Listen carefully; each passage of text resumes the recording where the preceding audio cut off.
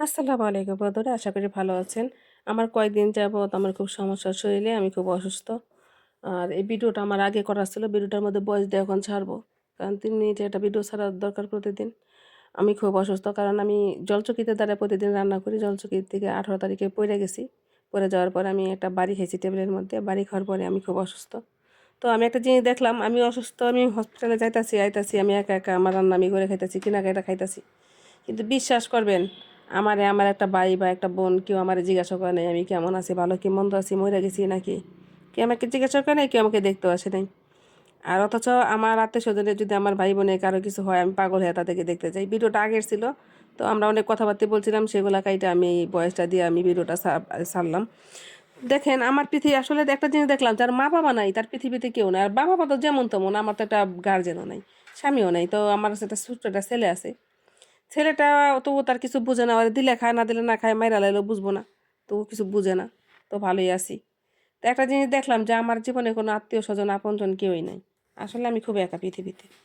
বন্ধু বান্ধবরা অনেকে আমাকে মায়া করে, ঠিক আছে, কিন্তু বন্ধু বান্ধবরা তো কেউ খোঁজও নিল না, খবরও নিল না। আসলে অসহায় মানুষের জন্য কেউই নাই পৃথিবীতে। তো এই কথাগুলো বলার কারণে অনেকে ভাবেন যে আমি এত হাসি খুশিতে থাকি, হাসি খুশিতে ভিডিও করি, আমার মনে খুব আনন্দ। হ্যাঁ, আমার মনে খুব আনন্দ, আমি খুব খুশিতে আছি। কিন্তু আমার শরীরটা ভালোই ছিল, অসুস্থ ছিলাম না। ব্যথাটা পাইয়া খুব কষ্ট লাগছে। যাই হোক, সব শেষ কথাগুলো হচ্ছে আপনারা আমার জন্য দোয়া করবেন। আমার জন্য জীবনে আমি যেন, আল্লাহ যদি আমার নিতে হয় একবারের জন্য নিয়ে যায়, কিন্তু এরকম আদা মরা জানি কোনোদিন না হয়ে থাকি।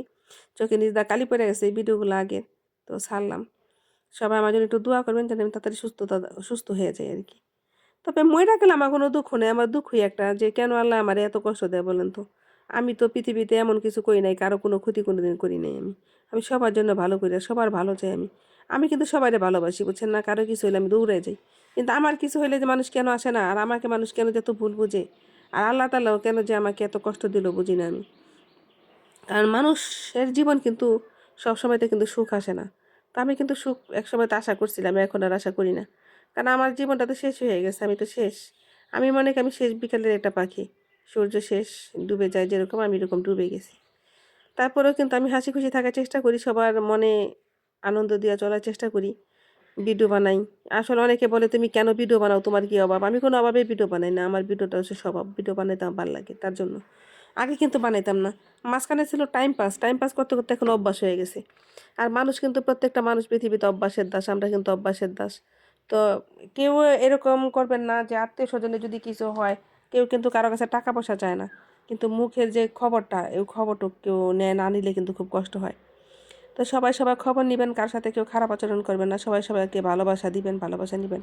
আর ফেসবুকে সবাই সবাই ভিডিও দেখবেন, ফেসবুকে হিংসা করতে নেই। আসসালামু আলাইকুম।